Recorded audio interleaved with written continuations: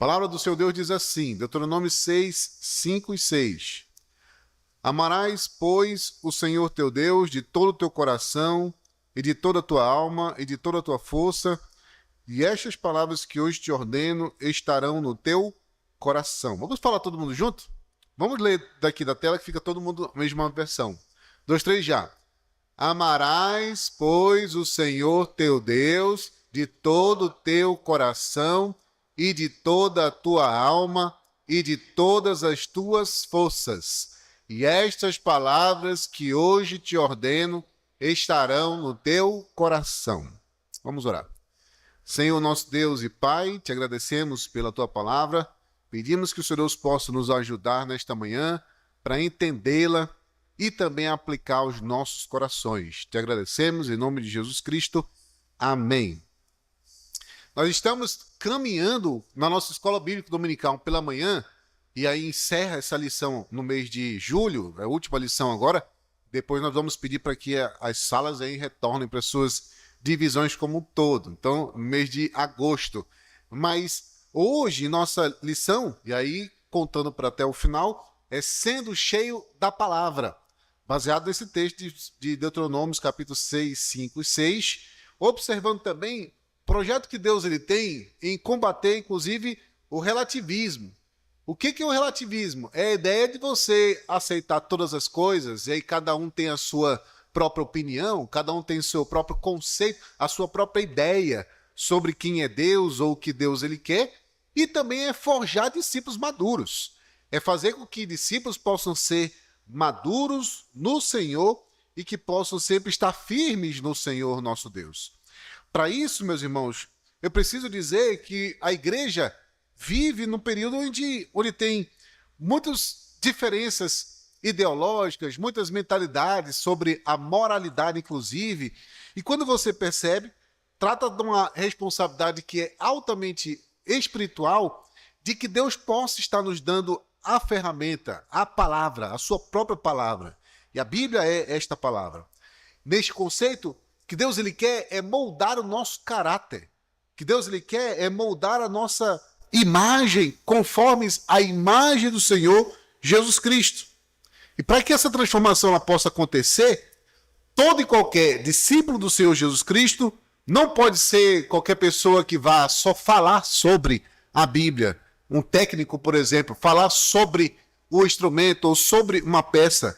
Mas, acima de tudo, todo e qualquer crente que quer seguir e ser conforme a imagem de Cristo tem que ser cheio da palavra de Cristo. Então, essa pedagogia aqui, ela deve ser de dentro para fora. Talvez você tenha recebido aí um resumo no seu papelzinho, não tem aí? Se você não recebeu, aí talvez o irmão Márcio ainda tenha, não sei se já acabou, mas aí tem algumas cópias. E aqui está o resumo da nossa lição de hoje, né? Então tem aqui, do lado esquerdo, tem um crente, um cristão, sendo capacitado para ser mestre da palavra de Deus. Essa é a ideia que eu quero mostrar para os irmãos hoje pela manhã. Nós devemos ser mestres da palavra de Deus. Se alguém perguntar, você é mestre? Sim, eu devo ser mestre da palavra de Deus. Esse é o percurso normal. Nosso percurso como discípulo é um percurso de transbordamento genuíno.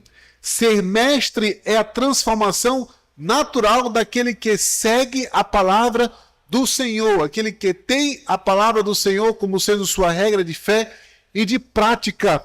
E a palavra de Deus, então, está num contexto tão profundo que ela vai se espalhando, ela vai comunicando para todos os cantos que puderem, então, chegar à sua presença.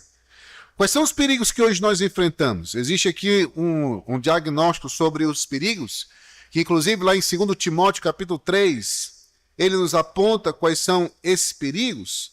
Esses perigos aqui, em capítulo 3, Paulo ele vai mostrar o cenário profético e ao mesmo tempo o cenário que é realista sobre a igreja e sobre a sociedade. Perceba lá que é sob inspiração do Espírito Santo, o apóstolo Paulo ele adverte de forma muito categórica quando ele diz, nestes versículos 16 e 17, 2 Timóteo 3, 16 e 17, sabe, porém, isto, que nos últimos dias sobrevirão tempos trabalhosos. A palavra lá é trabalhosos, mas as nossas versões colocam como tempos difíceis, tempos perigosos. A palavra nos mostra, meus irmãos, ainda nesse diagnóstico bíblico, nos últimos dias, entre a primeira vinda e a segunda vinda de Cristo, desde quando Jesus Cristo subiu e até Jesus Cristo voltar, nós estamos falando de últimos dias. A Bíblia fala de últimos dias. Paulo diz lá, nesses últimos dias serão tempos difíceis. Há um alerta crítico. Indivíduos, o versículo 5 coloca lá, indivíduos com aparência de piedade. Já viram gente assim? Pessoas que se transveste ou se veste de uma piedade que não tem. Ainda diz, pessoas que negam, mas negando o seu próprio poder. Então, a ideia aqui é que é um período de muita confusão, período de muito engano, período de muita gente querendo enganar uns aos outros. E aqui é este perigo. Os últimos dias ele mostra, portanto, período crucial que reside na inversão completa de valores, na inversão completa daqueles que estão dentro da comunidade e os que estão fora da comunidade. Paulo lá ele enumera uma lista de patologias do coração, vários erros que dominaram a sociedade nesses dias.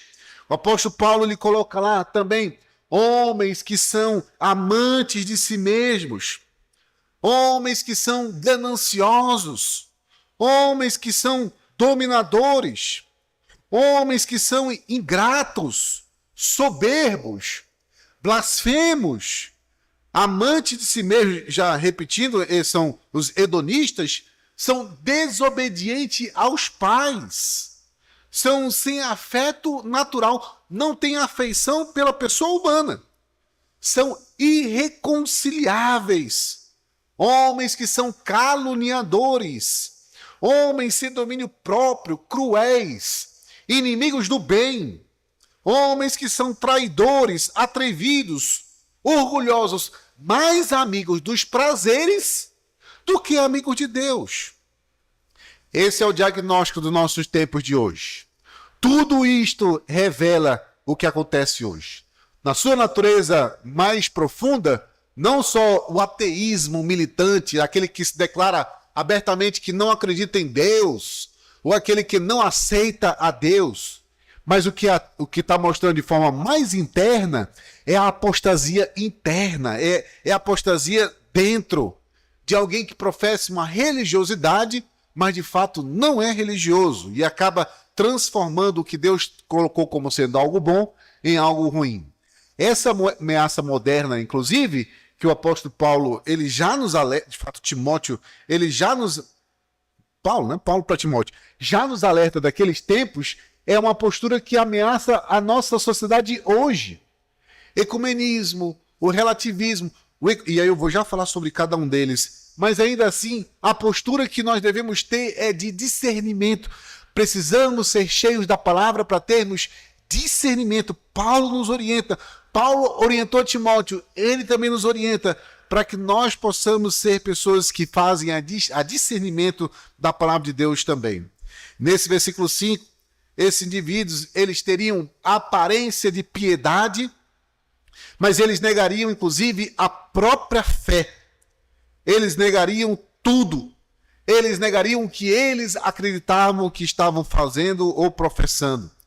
Significa também que o perigo ele não vem somente de fora. Mas o perigo ele vem também de dentro. Trata-se aqui de uma apostasia que é disfarçada. Agora, em primeiro lugar, o que seria essa apostasia por conta do ecumenismo? O que a Bíblia fala sobre este ecumenismo?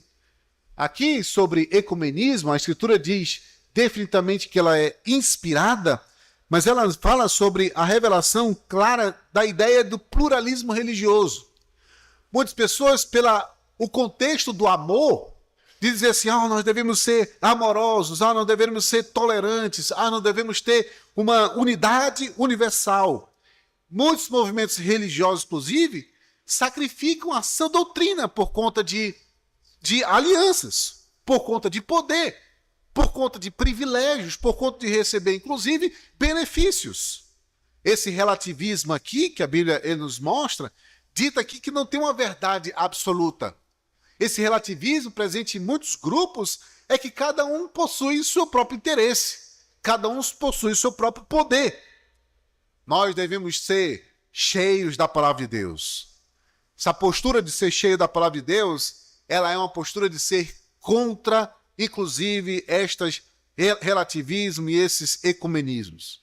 A palavra de Deus, ela condena de forma muito veemente que qualquer tentativa de comunhão que se baseie na negação da Escritura ou na ocultação da verdade bíblica não vem de Deus. Lembra do texto bíblico que Paulo ele falou lá em Gálatas, quando ele falou no capítulo 1, 8 e 9, ele exclama como se estivesse gritando, inclusive, ali naquele texto. Ele fala, ó Gálatas insensatos, quem foi que vos fascinou com essas vãs ideias? Se vier um anjo com asas longas, brilhantes, e que disser palavra contra o que eu falei aqui, que ele seja considerado amaldiçoado, maldito. Do mesmo jeito aqui, o apóstolo João, conhecido como apóstolo do amor. Note bem, o apóstolo João, ele é o apóstolo do amor. Ele instrui com firmeza, lá em 2 João, versículos 10 e 11, quando ele diz assim, se alguém for ter com a igreja, e se ele não levantar sã doutrina, não receba. Não receba nem em casa, nem saúde ele, pois que se você saudar, você vai se tornar cúmplices das obras más deste cidadão. O exemplo prático é onde você estiver. Provável que alguém vá defender a ideia onde todas as religiões levam para Deus. Mesmo a ideia é aqui, contanto que a pessoa diz, olha, contanto que a pessoa faça de todo o coração. Já ouviram alguém falar assim? Alguém dizer assim, não.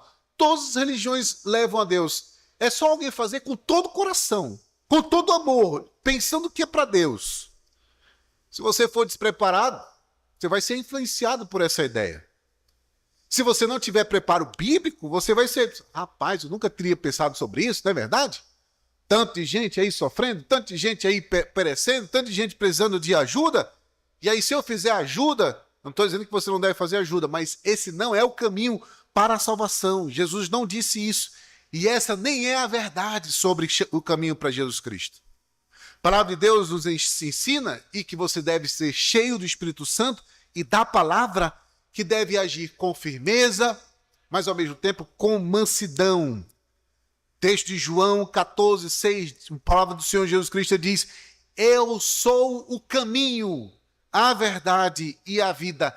Ninguém vem ao Pai senão por mim. Se alguém nega a Jesus Cristo e diz que depende do amor que você distribui, que você ganha a salvação, está negando inclusive o Deus da salvação. Está negando aqui o caminho que Jesus Cristo preparou para a salvação. Nós devemos ser cheios da palavra. E ser cheios da palavra significa que nós devemos desenvolver discernimento aguçado que exige a avaliação, observando sobre o que você vê, o que você lê, o que você ouve, o que você compartilha, o que você canta, a pregação, inclusive, que você escuta. Tudo isto envolve para que você possa exaltar a voz do Senhor nosso Deus. Mas observe, em segundo lugar, a Escritura nos mostra que ela é a palavra de Deus por conta do alicerce, por conta de como que ela foi revelada para nós. A palavra de Deus nos diz que em 2 Pedro 1 e 21, ela foi revelada por divina inspiração de Deus. A ideia da palavra aqui é de sopro. A ideia aqui, lá em 2 Timóteo, inclusive, 2 Timóteo 3,16, toda a Escritura é divinamente inspirada. Ela dá a ideia, de fato a palavra que é colocada lá, é theopneustos. Theo, de Deus, soprada por Deus. Deus, ele soprou aqui, indica que a Bíblia não é um produto da genialidade do Messi, por exemplo. Não é. A Bíblia não é produto da genialidade do maior filósofo desta terra. Não é. Nem pela erudição do maior sábio desta terra. Não é. Mas a Bíblia é sopro de Deus. Alguém procura pelo sobrenatural. Ah, pastor, estou procurando pelo sobrenatural. A Bíblia é um livro sobrenatural. A Bíblia é um livro que não é desta terra. Não é. Ninguém nesta terra poderia produzir ou fazer um livro parecido com a Bíblia. Ninguém desta terra. Só Deus pôde fazer com que sua palavra pudesse chegar até hoje e chegar até nós. Quando a gente fala sobre, a Bíblia fala sobre sopro de Deus, o que a Bíblia não é? E aí, mais uma vez, não é produto da genialidade humana, não é intuição religiosa, não é erudição filosófica, não é anulação da personalidade do autor, mas o que a inspiração, o que a Bíblia é? O que esse sopro divino ele é? A voz soberana de Deus por escrito. Muita gente diz, pastor, eu quero ouvir Deus. Eu quero ouvir Deus. Qual é a resposta para alguém que quer ouvir Deus? Leia a Bíblia. Quer ouvir a Deus? Leia a Bíblia. Leia a Bíblia. Ela é a palavra de Deus. O que a Bíblia é? É o exato registro desejado por Deus. Tudo que Deus ele quis que pudesse ter na Bíblia, aqui está. O que a Bíblia é? É o livro que contém erros de pessoas, impureza de pessoas, dos seus heróis, mas que mostra o percurso para que a restauração pudesse acontecer. Se fosse um livro de autobiografia, dificilmente alguém ia colocar todos os erros que a pessoa cometeu. Dificilmente. Dia tal, roubei, não sei o que e tal, dificilmente alguém coloca. Nos contextos dos heróis, dificilmente se registra os erros dos heróis. Dificilmente. Ninguém quer colocar a parte ruim da vida das pessoas. A Bíblia é um livro tão genuíno, tão coerente, que ela coloca, inclusive, os erros dos seus heróis e também os acertos. Nós vamos perceber aqui os erros de Davi, inclusive, a forma como ele errou, mas também a forma como Deus ele restaurou, coloca erros e acertos. Nenhum livro desta terra quer fazer isso. Não quer colocar descrédito sobre o autor ou sobre o herói. Ninguém quer fazer isso. Mas também é um livro que é? É o uso soberano das origens aqui de cada autor. Deus ele usou talentos dos autores, colocou aqui daqueles que registraram. Deus ele usou cada personalidade para que pudesse ter tudo conforme a sua palavra. No seu resumo, essa parte está bem aqui, no primeiro portal aqui. Ele está escrito bem assim, portal da doutrina. O que essa Bíblia também é? Olha só a autoridade que a Bíblia ela tem.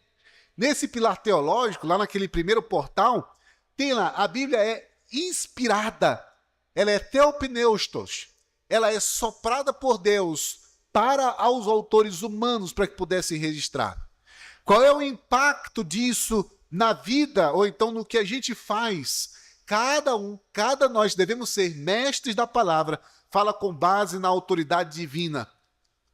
Nós não estamos falando aqui de conjecturas, ou de ideias, ou de fantasia.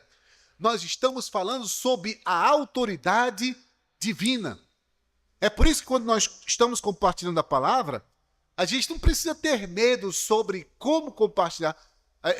É lógico que a gente deve ter preocupação da forma, mas não da autoridade que a Bíblia tem.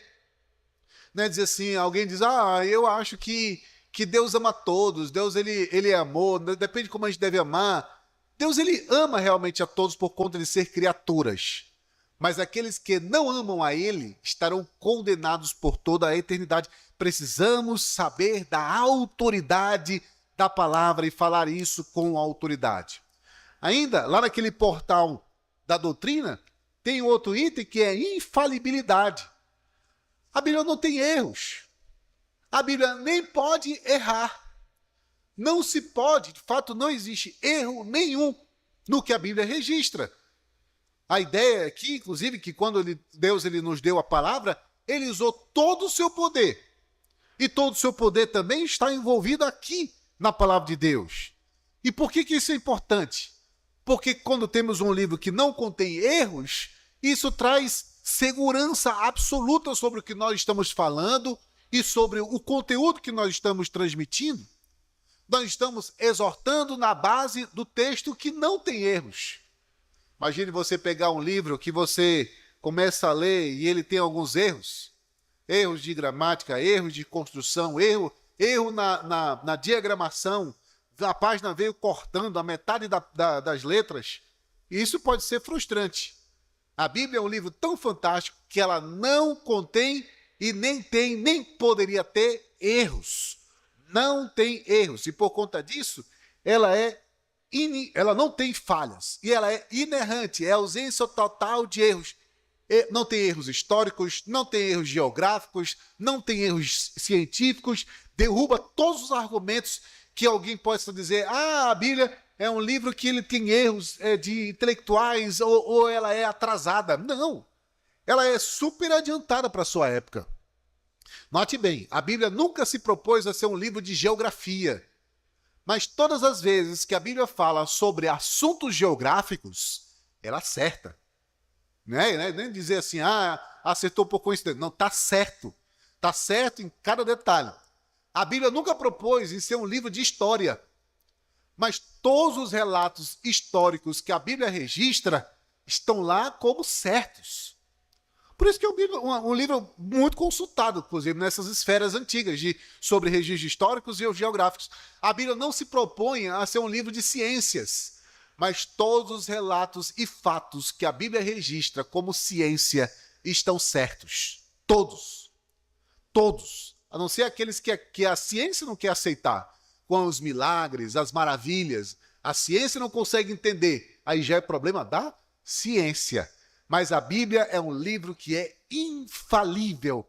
E por conta disso, a Bíblia tem autoridade final. Tudo o que a Bíblia fala é a verdade. A Bíblia tem toda a autoridade, tem tanta autoridade, que, e alguns autores, eu também concordo com isso, que quando nós estamos lendo, é como se o próprio Deus estivesse falando para nós. E é isso. É Deus falando, tem autoridade. Não tem aqui a ideia de dizer assim, não, deixa eu... não, ô Senhor, esse texto aqui é muito pesado, deixa eu ver se dá para adaptar aqui mais ou menos. Ela tem autoridade. Doa quem doer. Gostando ou não, é Deus falando. E por conta disso, nós precisamos ser cheios da palavra de Deus e observando que a Bíblia é a nossa autoridade bíblica. Perceba que isso é importante, porque no ciclo de 2 Timóteo 3,16, ele se torna aqui um manual definitivo para todo aquele que quer ser sábio na palavra de Deus. Deve ser cheio da palavra de Deus. Em primeiro lugar, porque tem a doutrina, tem a direção, ensina o que é certo, ensina para onde devemos ir. Segundo lugar, porque tem ali a repreensão, tem um bisturi da repreensão, tem um bisturi ali que vai mostrar o que está errado. Em terceiro lugar, tem a correção, a mecânica da correção ali ensina o que deve ser consertado, o que deve ser também corrigido. E também tem a instrução, a ideia da paideia, aquela ideia daquele pai que ensina a criança, paidia, na verdade, aquele que ensina e mantém o que é correto. E sobre a repreensão, quando a gente observa esta palavra, nós observamos que ele tem ali o prumo da verdade. É o corpo bem estruturado sobre as verdades eternas, é a sua vida, a nossa vida bem estruturada sobre as verdades eternas, sobre quem é Deus, sobre o que é pecado, sobre como funciona a salvação. Então ali a função é estrutural. A função aqui é como sendo uma espinha dorsal da espiritualidade que tem a base sólida. E que sem essa base sólida, a vida vai desmoronar. Então note bem, inclusive a ilustração demonstra muito bem isso, uma base sólida sobre o prumo correto. A ideia da construção civil, os irmãos que são bons construtores, sabem que para pegar o alinhamento, o prumo correto, baseia-se inclusive sobre a posição da terra, olha aí. Então ele é geralmente disposto para que possa ter a distância exata de um lado do outro, para que possa encontrar ali o eixo, né, o ponto correto, o prumo correto sobre toda a vida que deve estar baseado na sã doutrina. Como é que isso se aplica para nós? Isso se aplica em que nós devemos substituir as lições, inclusive sobre histórias de sentimentos ou de uma teologia baseada somente nos interesses, na prosperidade, baseado em buscas de satisfação pessoal. Nós devemos buscar teologia sólida que possa ser aplicada na nossa vida, no dia a dia. Nós devemos ensinar sobre o perdão. Nós devemos fundamentar aqui a lição da Bíblia sobre a justificação.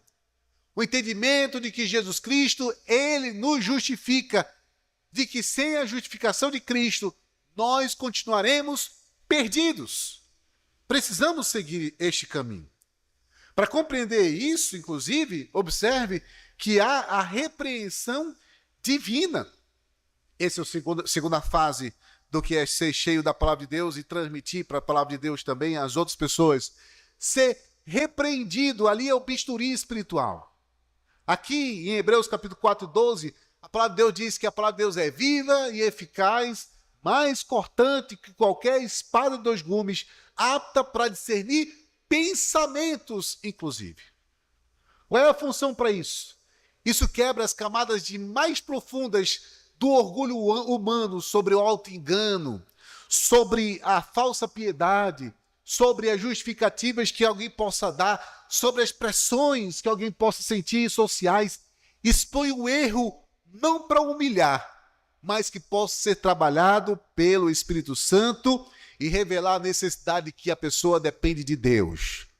Toda a exposição do erro não é para humilhação, mas a exposição do erro é para pedir ajuda e dizer, eu sou dependente de Deus. Qual é a aplicação para isso, para as nossas vidas? Nós devemos repreender o pecado de forma corajosa. Não é somente dizer, está repreendido em nome de Jesus, né? Não é só isso. É repreender em nome de Jesus, se você quiser falar, até fale, tá? Opa, está repreendido em nome de... Fale, mas é repreender no seu coração também. É pessoal, é de forma aqui interna. Jamais usar, inclusive, a palavra que você tem sobre Deus para atacar pessoas. Mas é falar para que você possa ter a dependência do Espírito Santo, inclusive, para repreender aqui, confrontar pecados da forma bíblica, com o fim da restauração. Não é com o fim da humilhação, não é com o fim da exclusão, não é com qualquer outro fim, mas é com o fim da restauração. A ideia aqui é que a Bíblia é como um espelho, que ela mostra como a vida do ser humano ela é, mas também a Bíblia é tão profunda que ela corta até o mais íntimo, profundo discernimento dos seres humanos. Para a gente compreender isso, a repreensão divina lá no Antigo Testamento, ela fornece o exemplo lá em Números, capítulo 20, versículos 1 a 13. Não vamos ler esse texto, depois você pode ler. Mas ali o povo de Israel, ele encontrava-se lá no deserto, e ali faltou água. Como era de costume lá, então a congregação se rebelou contra Moisés e contra Arão. Lá eles murmuravam, lá eles foram agressivos. Moisés e Arão ali buscaram a presença de Deus na porta da tenda da congregação, e ali a glória de Deus se manifestou. O Senhor deu uma ordem para Moisés. Qual foi a ordem para Moisés? Moisés, toma a vara da congregação, e aí o que tinha que fazer? Falar com a rocha, né? Fala a rocha. Perante os olhos ali de todo mundo, então, perante os seus olhos, aí então vai dar água. No entanto, ali com tanta indignação, com tanta impaciência, com tanta ira, inclusive obstinação crônica do povo, inclusive, Moisés ele fez de modo diferente. Ele reuniu o povo e diante da rocha ele exclamou de forma irada e ele disse lá, o texto bíblico fala assim, ouvi agora rebeldes, porventura tiraremos água desta rocha para vós? E em seguida ele levantou a mão, levantou o cajado, lá a vara, e ele feriu a rocha ali 2 vezes com a vara. Né? Ele fez completamente diferente. Note bem, Deus, ele deu água. Deu água. Moisés, ele tinha a palavra de Deus? Tinha a palavra de Deus. Mais claro que isso, não podia ter, né? Deus falando para ele, pessoalmente, dizendo, fala a rocha, e depois ele faz diferente? Ele tinha uma certa razão no que ele estava fazendo ali. Ele era o líder. mas ele não tinha ali esta autoridade para que ele pudesse fazer diferente e nem agredir e nem agir com rebeldia com que a própria palavra de Deus ela falava. Muitas pessoas podem ter a Bíblia, mas podem usar a Bíblia de forma errada. Podem usar a Bíblia para manifestar a sua própria ira, inclusive. Perceba aqui que a misericórdia de Deus, do povo sedento, Deus ele fez até brotar água. Mas ali, perceba que Moisés e Arão, eles foram imediatamente repreendidos, porque a palavra de Deus, inclusive, diz, versículo 12, porquanto não crestes em mim, para me santificar diante dos teus filhos de Israel. Por isso, não introduzireis esta congregação na terra que lhes tenho dado. Foi penalizado todo aquele povo e a próxima geração foi que entrou, inclusive, na terra prometida. Então, observe ali, a análise que Deus ele faz com a vida de Moisés, poderia até parecer que o erro de Moisés foi só um momento passageiro, de perda de paciência, perda de controle emocional, mas ali teve um veredito final. Ele agiu com incredulidade. Ele, inclusive, duvidou do Senhor. Será se por acaso pode sair água dessa pedra? Então ele foi lá e bateu naquela pedra. Note, meus irmãos, ser cheios da palavra de Deus precisa ter a repreensão, mas nós podemos fazer isso de modo correto e nós podemos também ser repreendidos para que possamos ser restaurados para o Senhor nosso Deus. Isto é biblicamente correto. Então está aqui no segundo portal, tem até a figurinha aí do Moisés aí, né, batendo na rocha, onde ele teve a incredulidade. Nesse terceiro portal aí do seu resumo, tem aqui o diagnóstico da correção, inclusive, que a Bíblia nos ensina a corrigir os nossos erros. Terceiro portal. Finalmente aqui a atuação da Escritura não cessa na repreensão, mas a palavra de Deus... esqueci de passar aqui. Ela nos ensina aqui... aqui está o diagnóstico. A corrigir também as nossas atitudes com a restauração dos nossos erros, inclusive. O processo da correção aqui é estabelecido por Deus de modo perfeito. Perceba que a Bíblia nos mostra que demanda toda humildade da pessoa. Há um texto clássico de Provérbios 28:13 que diz: o que encobre as suas transgressões nunca, o que diz lá? Nunca prosperará. Olha já, ainda então. Mas a Bíblia diz: mas aquele que confessa e deixa alcançará misericórdia. Eita glória, né? Olha aí, coisa bonita, né? Coisa linda de observar como Deus ele trata os seus filhos na restauração do seu povo. Por isso que não existe ninguém que esteja grandemente perdido que Deus não possa restaurar. Deus ele restaura a todos aqueles que perseguem a verdade bíblica. E aqui a palavra de Deus nos mostra o percurso. O primeiro percurso de tudo isto é confissão, homologuel. Literalmente aqui, a palavra significa integralmente como sendo um veredito de Deus, zero autojustificativa, zero transferência de culpa. Não tem. Não é alguém que é confrontado, que vai dizer assim, por que você fez isso? Ai, pai, é porque eu estava pensando nisso, eu estava achando isso, porque eu pensei que o Senhor ia fazer. E aí coloca até a culpa no pai, né? Aí sim, menina, porque... é porque eu achava isso. Não é para achar nada.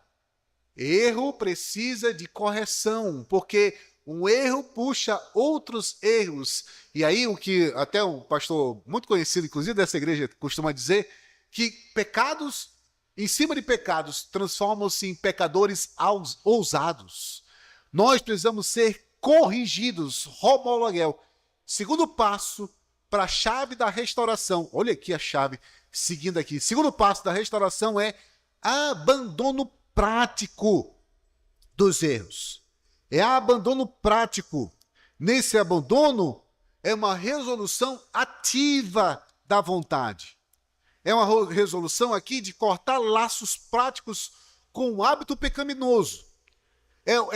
Recortar e tirar da vida aqui ambientes que facilitam a queda.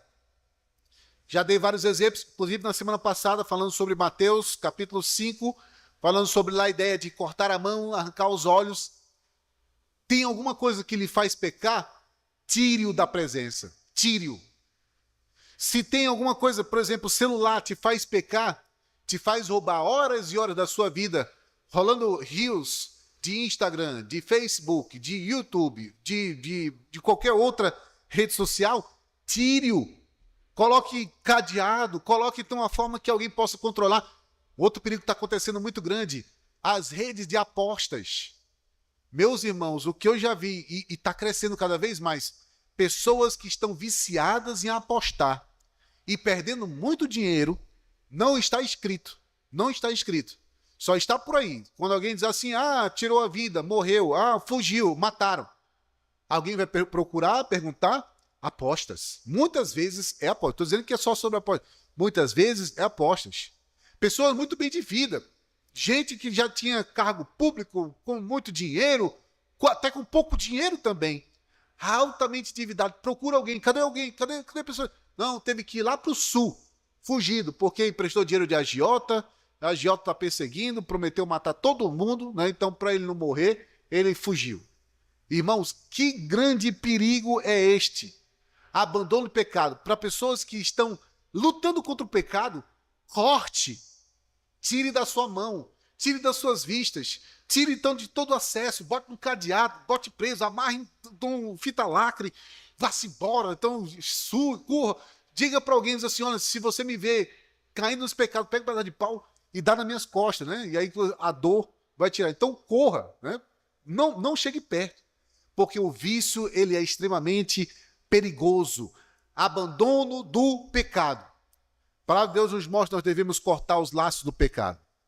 E o percurso da restauração é misericórdia. É restauração. Deus ele nos faz reconhecer o nosso erro. Ele nos faz confessar os nossos pecados. Nós devemos abandonar o pecado. Cortar o pecado das nossas vistas. Cortar o pecado dos nossos acessos. E nós devemos receber a misericórdia da restauração. Tem aí o exemplo prático aqui dessa anatomia no seu papel sobre Saul e Davi. Tem aí no terceiro portal, tem duas figurinhas, né? Saul e Davi. Tem aqui uma explicação um pouco mais detalhada aqui na tela, mas perceba cada um deles. O modelo de Saul, por exemplo. Saul ele tinha um erro. Qual foi o erro dele? Desobediência com os amalequitas, Salmo 15, 1 Samuel 15. Qual foi a reação de Saul? Negou tudo, ele transferiu a culpa. Foi o povo que matou todo mundo, ele não poupou. O povo que destruiu tudo. Ele teve uma justificativa para dar. Qual foi o foco central? Na preservação da imagem dele, do status político dele. Ele queria ter o padrão político ideológico dele diante dos anciãos. Qual foi o resultado? Rituais vazios, não estava mais nem aí para os rituais. Vamos sacrificar, eu vou matar aqui os cordeiros aqui, eu quero nem saber, eu quero que cumpra logo para me liberar para a guerra. Né? Ritual vazio, e ele perdeu o trono. Esse foi o resultado. Do outro lado você tem Davi. Davi ele tem um erro, adultério. Não só adultério, mas também homicídio, né? Matou o esposo da mulher com quem ele adulterou, né? Então, adultério e homicídio, segundo Samuel 12. A reação inicial aqui de Davi foi quebrantamento imediato. Eita, pequei. Pequei, eu inicio aqui, eu pequei contra o Senhor, eu estou arrependido. Então você vai ver lá, Salmo 51, quando Davi escreve, demonstrando o seu estado de pecado, lá ele tem um quebrantamento genuíno, né? Tem um quebrantamento genuíno ali de Davi. O foco de Davi naquele período foi restauração da comunhão e pureza com o Senhor. Aí, inclusive, o Salmo 51 mostra isso. Ele está ali querendo restaurar a comunhão com Deus. Senhor, meu Deus, não me deixa perdido. Restaura meu erro, restaura então a minha vida, né? Restaura a minha situação. E como foi que Deus corrigiu? Foi aceita e ele teve o legado eterno no seu ministério e é lembrado até hoje como sendo o homem segundo o coração de Deus. E em quarto e último lugar, eu quero mostrar aqui a instrução, a paidia de Deus, né? Paidia de Deus. Perceba que aqui o conceito da paidia, paideia, né? Paideia, a palavra aqui não é só uma teoria, mas é o sistema integral de educação aqui. É disciplina, é cultivo de virtudes morais, é treinamento, é supervisão para formar um cidadão maduro, um crente maduro. Supervisão. A dinâmica aqui é uma dinâmica de repetição. A dinâmica aqui é de instrução para que a gente possa ser repetidamente influenciado, uma dinâmica aqui de aprendizado de repetição. E aí o nível aqui está em 3 níveis. Cognitivo, deixa eu ver se está aqui no seu resumo, lá no último portal. Cognitivo, afetivo, sentir, amar, está lá nas escadas, viu? No desenhozinho das escadas, sentir, amar e também na vontade, né? Na vontade de fazer e também viver. Perceba que em Romanos 12:2, que a gente já sabe decorado, mas o processo aqui de instrução, ele exige que nós possamos ter entendimento de que estamos aprendendo sobre a Bíblia todos os dias, e nesses 3 níveis. Primeiro nível é saber. O que nós devemos saber? Compreender que as verdades, que os fatos revelados na Bíblia, a Bíblia é um livro sagrado. Nós precisamos entender que a mensagem, o contexto histórico, gramatical da Bíblia está escrito para que nós possamos ser edificados. Nós também devemos sentir e amar. Nós devemos desenvolver um amor profundo. Nós devemos ser reverentes pela verdade que nós compreendemos. A palavra ela deve descer da nossa mente para o nosso coração, para que possa gerar em nós temor a Deus e paixão pela justiça de Deus também. E em terceiro nível deve ser de vontade, é psicomotor. Então é psicomotor, então da mente para fazer. Vontade é fazer e viver. A ideia aqui da doutrina, ela deve ter ações práticas. É o momento que nós nos tornamos praticantes da palavra, não somente ouvintes, mas praticantes da palavra de Deus. Tem a figura aqui de um piano, então a irmã Sofia, que é pianista, né? E o Felipe também, pianista. A ideia aqui do instrumento musical, eu toco o trompete porque ele só tem 3 teclas, né? É menos trabalhoso. Mesmo assim, eu ainda me atrapalho todo. Imagina o piano, que tem quantas teclas, Felipe, no piano? 88. Eu acho que é pouca tecla, né? Você tem 10 dedos e 88 teclas. Ali, ninguém se torna um pianista virtuoso ou um violinista virtuoso somente assistindo palestras. Pastor, estou aqui focado em ser um bom pianista. O que você está fazendo? Estou assistindo uma série de YouTube do cara tocando aqui direto. Isso do cara que toca bem.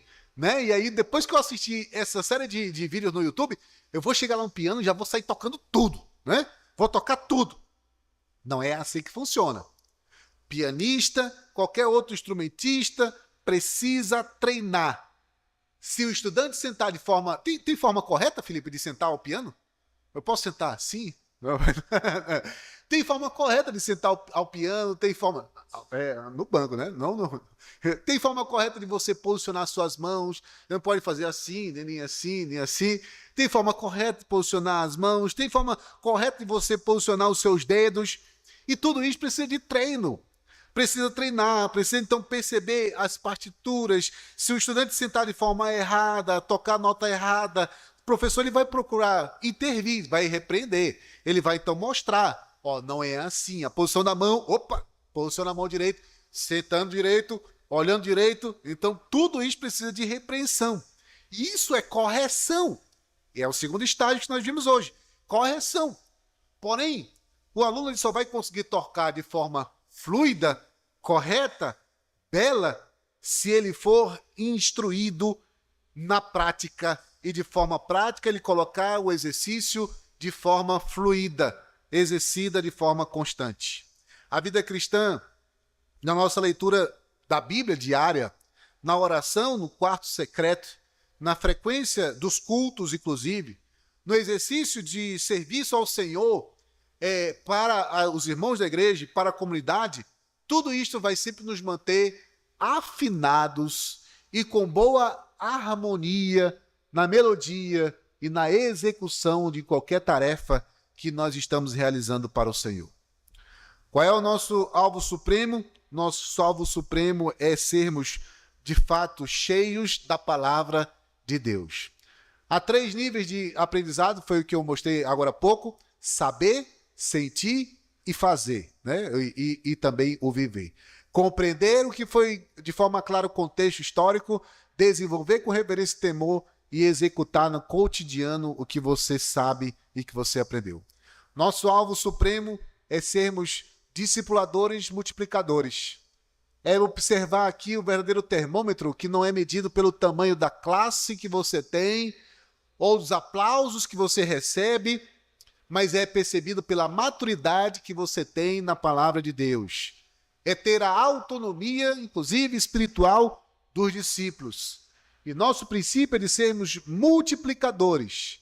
Nós devemos ser capazes de discernir essa doutrina e também ensinar para os outros a sã doutrina.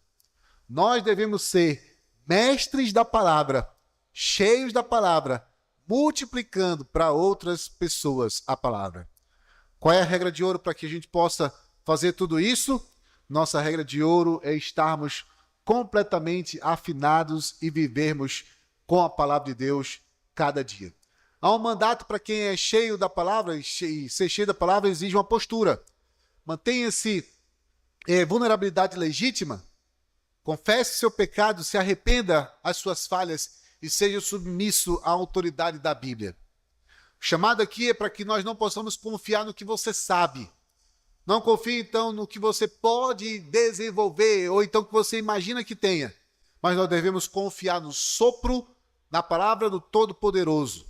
E assim perceber que a palavra de Deus em Salmo 119:11 diz: escondi a tua palavra no meu coração para não pecar contra ti. Vamos falar todo mundo junto esse versículo?